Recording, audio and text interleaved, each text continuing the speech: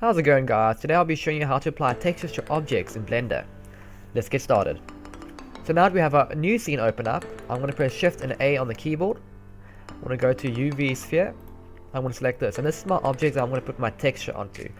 You might have already another object that you want to put texture on. Just follow the steps I'm going to show you right now. What you want to do is you want to go to edit mode by pressing tab on the keyboard, and what we want to tell the computer is when we put the texture on top of it. Actually, let's go ahead and do that right now.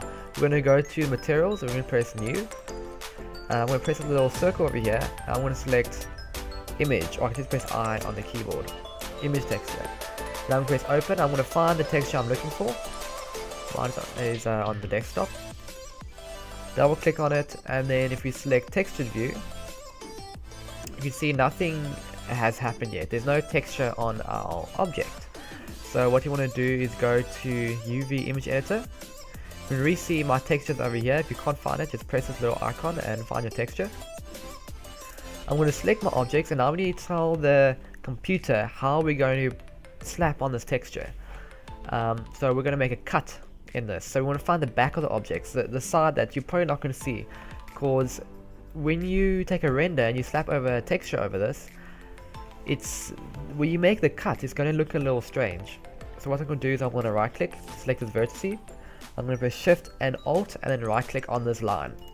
So it selects all these verts for us. I'm then going to press Control E, and I'm going to say mark seam. You'll now see that your seam must be red. That means you've marked it properly. Select A twice on the keyboard to select the entire mesh, and press U for unwrap. And you're just going to select unwrap. Now if you look at your image editor over here, you'll see that this thing has appeared. This is actually the unwrap of your object. We've now made one cut in it, made a cut along this edge and this edge, and we've pasted flat, and now we can actually see it in the 3D view. So I'm just going to press A twice to make sure this is all selected, and if I want to make the texture smaller, I just size it up.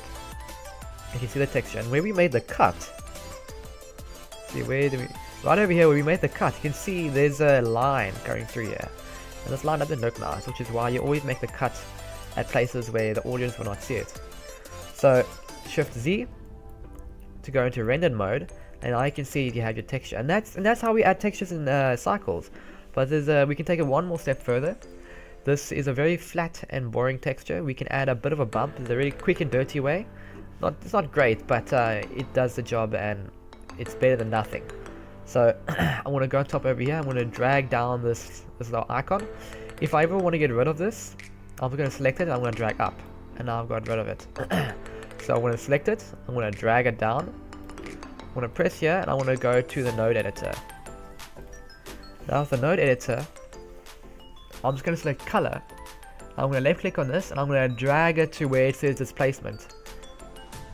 And when I let go, you can see that the texture looks a bit different, and this doesn't, it's not excellent, but it does add a bit of a bump to the texture.